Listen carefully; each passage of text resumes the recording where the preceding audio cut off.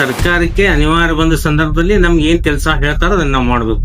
ಲೋಯೆ hire ಅಂದ್ರೆ this is A temporary adjustment by government.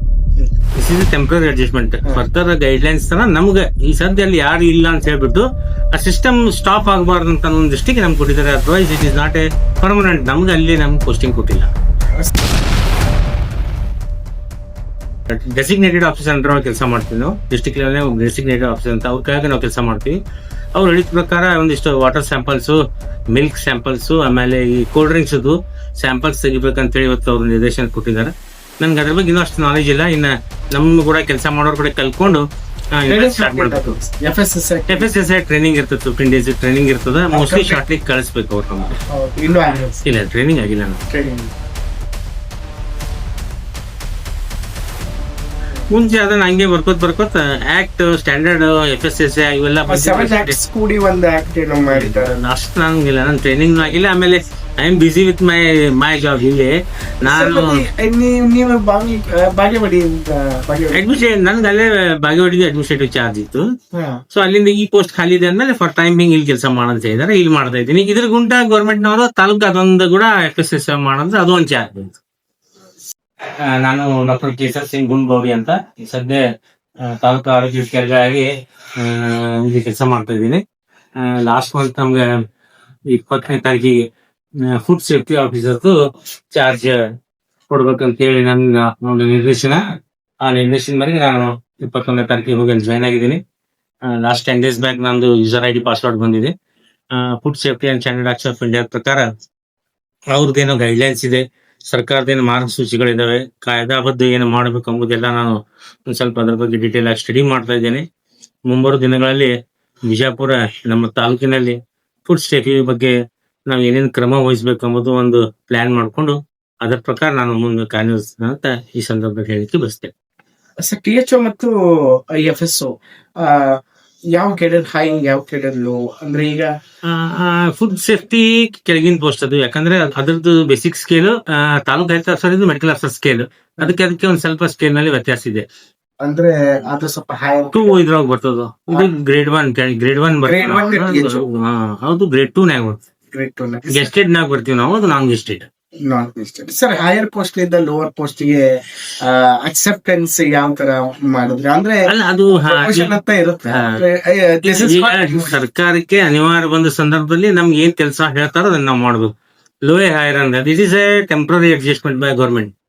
This is A temporary adjustment. Further guidelines ತರ ನಮ್ಗೆ ಈ ಸದ್ಯದಲ್ಲಿ ಯಾರು ಇಲ್ಲ ಅಂತ ಹೇಳ್ಬಿಟ್ಟು ಆ ಸಿಸ್ಟಮ್ ಸ್ಟಾಪ್ ಆಗಬಾರ್ದು ಅಂತ ಒಂದು ದೃಷ್ಟಿಗೆ ನಮ್ಗೆ ಕೊಟ್ಟಿದ್ದಾರೆ. Otherwise it is not A permanent. ನಮ್ಗೆ ಅಲ್ಲಿ ನಮ್ಗೆ ಪೋಸ್ಟಿಂಗ್ ಕೊಟ್ಟಿಲ್ಲ.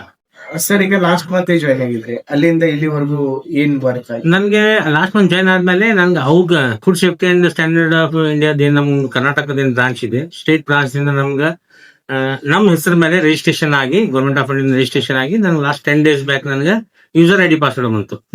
ತದನಂತರ ನಾನು ಅಲ್ಲಿ ಜಾಸ್ತಿ ಇದು ಮಾಡಕ್ಕಾಗಿಲ್ಲ. ಅಲ್ಲಿ ಹೋಗ್ತಿದ್ದೀನಿ, ಒಂದ್ ಸ್ವಲ್ಪ ನಾನು ಸ್ಯಾಂಪಲ್ ಹೆಂಗ್ ತೆಗಿತಾ ಇದ್ದೀವಿ ಕಲಿತಾ ಇದ್ದೀನಿ. ಆಮೇಲೆ ಫುಡ್ ಸೇಫ್ಟಿದು ಅದೊಂದು ಗೈಡ್ಲೈನ್ಸ್ ಇದೆ, ಗೈಡ್ಲೈನ್ಸ್ ಓದ್ತಾ ಇದ್ದೀನಿ. ಆಮೇಲೆ ಈಗ ಒಂದಿಷ್ಟು ಇನ್ಸ್ಪೆಕ್ಷನ್ ಏನೋ ಇದಾವ ಅಂತ ಹೇಳಿದ್ರೆ ನಂಗೆ ನಮ್ಮ ಡೆಸಿಗ್ನೇಟೆಡ್ ಆಫೀಸರ್ ಅಂತ ಕೆಲಸ ಮಾಡ್ತೀವಿ ನಾವು. ಡಿಸ್ಟ್ರಿಕ್ಟ್ ಲೆವೆಲ್ ಡೆಸಿಗ್ನೇಟೆಡ್ ಆಫೀಸರ್ ಅಂತ ಅವ್ರ ಕೈಯಾಗ ನಾವು ಕೆಲಸ ಮಾಡ್ತೀವಿ. ಅವ್ರು ಹೇಳಿದ ಪ್ರಕಾರ ಒಂದಿಷ್ಟು ವಾಟರ್ ಸ್ಯಾಂಪಲ್ಸ್, ಮಿಲ್ಕ್ ಸ್ಯಾಂಪಲ್ಸ್, ಆಮೇಲೆ ಈ ಕೋಲ್ಡ್ ಡ್ರಿಂಕ್ಸ್ ಸ್ಯಾಂಪಲ್ಸ್ ತೆಗಿಬೇಕಂತೇಳಿ ಇವತ್ತು ಅವ್ರು ನಿರ್ದೇಶನ ಕೊಟ್ಟಿದ್ದಾರೆ. ನನ್ಗೆ ಅದ್ರ ಬಗ್ಗೆ ಇನ್ನೂ ಅಷ್ಟು ನಾಲೆಜ್ ಇಲ್ಲ. ಇನ್ನು ನಮ್ಮ ಕೂಡ ಕೆಲಸ ಮಾಡೋರ್ ಕೂಡ ಕಲ್ತ್ಕೊಂಡು ಸ್ಟಾರ್ಟ್ ಮಾಡ್ಬೇಕು. FSSI ಟ್ರೈನಿಂಗ್ ಇರ್ತದೆ, 15 days ಟ್ರೈನಿಂಗ್ ಇರ್ತದೆ. ಮೋಸ್ಟ್ಲಿ ಶಾರ್ಟ್ಲಿ ಕಳಿಸ್ಬೇಕು ಅವ್ರು ನಮ್ಗೆ. ಇಲ್ಲ, ಟ್ರೈನಿಂಗ್ ಆಗಿಲ್ಲ. ಇಲ್ಲಿವರೆಗೆ ಎಷ್ಟು ಸ್ಯಾಂಪಲ್ಸ್ ಕಲೆಕ್ಟ್ ಮಾಡಿ? ಸರ್, ನಾನು ಇನ್ನೋವರೆಗೆ ಏನು ಸ್ಯಾಂಪಲ್, ನನ್ನ ಯೂಸರ್ ID ಲಾಸ್ಟ್ ವೀಕ್ ಬಂದ್ಮೇಲೆ ನಾನು ಸ್ಯಾಂಪಲ್ಸ್ ಕಲೆಕ್ಟ್ ಮಾಡಿ. ಸರ್, ಎಷ್ಟು ಸ್ಯಾಂಪಲ್ಸ್ ಕಲೆಕ್ಟ್ ಮಾಡಬೇಕಾಗಿರುತ್ತೆ ಸರ್ ಪರ್ ಮಂತ್? ನಮ್ಗೆ 20 ಸ್ಯಾಂಪಲ್ಸ್ ಕಲೆಕ್ಟ್ ಮಾಡ್ಬೇಕು ನಾವು. ಸರ್ವೆ ಸ್ಯಾಂಪಲ್ಸ್ 20, 10 ನಮ್ಮ ಕಮರ್ಷಿಯಲ್ ಸ್ಯಾಂಪಲ್ಸ್. ಸರ್ 25 ಇದೆ ಅಂತ ನಾನು ಕೇಳಿದ್ದೆ. 20 ಅಂತ ಹೇಳಿ ನಂಗೆ ಇವತ್ತು ಮುಂಜಾನೆ ನಮ್ ಡೆಸಿಗ್ನೇಟೆಡ್ ಆಫೀಸರ್ ನೀವು ಇಷ್ಟು ತೆಗಿಬೇಕಂತ ಹೇಳಿದ್ರೆ ನನಗೆ ಅದ್ರ ಪ್ರಕಾರ ನಾನು ಇನ್ ಮುಂದೆ ತೆಗಿಲಿಕ್ಕೆ ಟ್ರೈ ಮಾಡ್ತೀನಿ. ಸರ್, ಇವಾಗ ಡಾಕ್ಟರ್ ಅಂದ್ರೆ ನೀವು ಒಬ್ರು ಡಾಕ್ಟರ್. ಸೊ ನಿಮ್ಮ ಕೆಲಸ ಏನಂತಂದ್ರೆ to treat the patients. So ನಾವು ಯುವರ್ ಇನ್ ಡಿಫ್ರೆಂಟ್ ಕೆಡರ್ ಅಂದ್ರೆ ನೀವು ಒಂಥರ ನಿಮ್ಮ ಓತ್ ಏನಿರುತ್ತೆ, ನೀವು ಏನ್ ತಗೊಂಡಿರ್ತಾರ I have to bring the patients like this and this.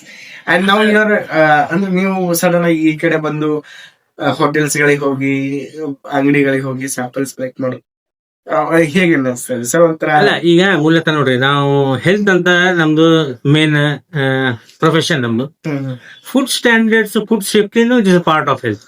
Hmm actually food safety and standards act of ಇಂಡಿಯಾನಾಗ ಈ ಪೋಸ್ಟಿಗೆ ಎಲಿಜಿಬಿಲಿಟಿ ಮಾಡ್ಬೇಕಾದ್ರೆ ಎನಿ ಡಿಗ್ರಿ ಹೋಲ್ಡರ್ ಅಂತ ಹೇಳ್ಬಿಟ್ಟು hmm science degree holder first MBBS ಕೊಟ್ಟಿದ್ದಾರೆ. ಸೊ ದ್ಯಾಟ್ ಮೀನ್ಸ್ ಈ ಇದಕ್ಕೆ ಅದು ಸರಿ ಇದೆ. ಬಟ್ ಥಿಯೇಟರ್ ವೈಸ್ ಅಂತ ನೋಡಿದಾಗ ಮೆಡಿಕಲ್ ಆಫೀಸರ್ ಪೋಸ್ಟ್ ಮೇಲಿದೆ, ಅದು ಕೆಳಗಿದೆ. ನೀವು ನಮ್ಗೆ ಇದ್ರ ಬಗ್ಗೆ ಜಾಸ್ತಿ ಇದು ಇಲ್ಲ, ಮುಂಚೆ ಅವು ಕೆಲಸ ಮಾಡಿಲ್ಲ. So it is a new thing to us. Hmm ಅಲ್ಲಿ ಹೆಂಗ್ ಸ್ಯಾಂಪಲ್ ಸಿಗಬೇಕು, ಏನ್ ಕೋಡಿಂಗ್ ಮಾಡ್ಬೇಕು, ಏನ್ ಡಿಕೋಡಿಂಗ್ ಮಾಡ್ಬೇಕು, ಹೆಂಗ್ ಸ್ಯಾಂಪಲ್ ಕಳಿಸ್ಬೇಕು, ಹ್ಮ್ ಸ್ವಲ್ಪ ನಮ್ಗೆ ಕಲಿಯುವಂತದ್ದು ಬಾಳ ಇತ್ತು. ಹ್ಮ್ ಸರ್ ಅಡಲ್ಟ್ರೇಷನ್ ಅಂದ್ರೆ ಏನು ನಮ್ಮ ಜನರಿಗೆ ಸರ್? ಸಿಂಪಲ್ ಲ್ಯಾಂಗ್ವೇಜ್ ಅಡಲ್ಟ್ರೇಷನ್ ಅಂತಂದ್ರೆ ಮೂಲತಃ ನೇಚರಲ್ ಆಗಿ ಏನು ಪ್ರೊಡಕ್ಷನ್ ಆಗಿದೆ, ದೇವ್ರು ಕೊಟ್ಟಿದ್ದಿರಬಹುದು ಅಥವಾ ನಮ್ಮ ಇಂಡಸ್ಟ್ರಿಯಿಂದ ಏನ್ ಪ್ರೊಡಕ್ಷನ್ ಆಗಿದೆ, ಆಗ್ಬೇಕಾಗಿದ್ದಕ್ಕೆ ಒಂದು ಸ್ಟ್ಯಾಂಡರ್ಡ್ ಅಂತ ಮಾಡಿದ್ವಿ. ಹ್ಮ್ ನೇಚರ್ ಅಂತ ತಾನೇ ಸ್ಟ್ಯಾಂಡರ್ಡ್ ಮಾಡೇ ಕೊಟ್ಟಿದ್ದೆ ನಾವು. ಹ್ಮ್ ಇದ್ರೊಳಗೆ ನಾವು ಏನಾರ ಆಡ್ ಮಾಡುದು ಹ್ಮ್ ಅಥವಾ ಅದ್ರಲ್ಲಿ ಏನಾರ ಕೆಮಿಕಲ್ ತಕೊಂಡು ಅದಕ್ಕೆ ಹ್ಮ್ ಸಹಜವಾಗಿ ಜನರಿಗೆ ಅದ್ರದ್ದು ಟೇಸ್ಟ್ ಇಂಪ್ರೂವ್ ಮಾಡ್ಲಿಕ್ಕಾಯ್ತು, ಅಥವಾ ಅದ್ರದ್ದು ಕೆಪಾಸಿಟಿ ಟೆಸ್ಟ್ ಮಾಡಕ್ಕಾಯ್ತು, ಅಥವಾ ವೇಟ್ ಹೆಚ್ಚು ಮಾಡ್ಲಿಕ್ಕೆ ಅಥವಾ ಲಾಭ ಲಾಭ ಅಂದ್ರೆ ಇಂಡೈರೆಕ್ಟ್ಲಿ ಲಾಭ ಅಂತ ಅರ್ಥ ಅನ್ಕೋಬಹುದು.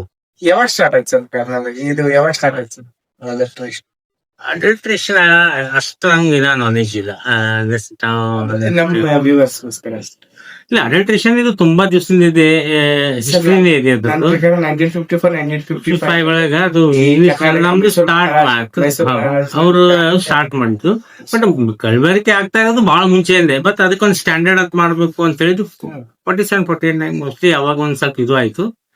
ಮುಂಚೆ ಅದನ್ನ ಹಂಗೆ ಬರ್ಕೋತ್ ಆಕ್ಟ್ ಸ್ಟ್ಯಾಂಡರ್ಡ್ FSSA ಇವೆಲ್ಲ ಕೂಡಿ ಒಂದು ಆಕ್ಟ್ ಏನೋ ಮಾಡಿದ್ದಾರೆ. ಅಷ್ಟು ನಂಗಿಲ್ಲ, ನನ್ ಟ್ರೈನಿಂಗ್ ಆಗಿಲ್ಲ. ಆಮೇಲೆ I am busy with my job. ಇಲ್ಲಿ ನಾನು ನೀವು ಬಾಗೇವಾಡಿ ಅಡ್ಮಿಷನ್, ನನ್ಗೆ ಅಲ್ಲೇ ಬಾಗೇವಾಡಿಗೆ ಅಡ್ಮಿನಿಸ್ಟ್ರೇಟಿವ್ ಚಾರ್ಜ್ ಇತ್ತು.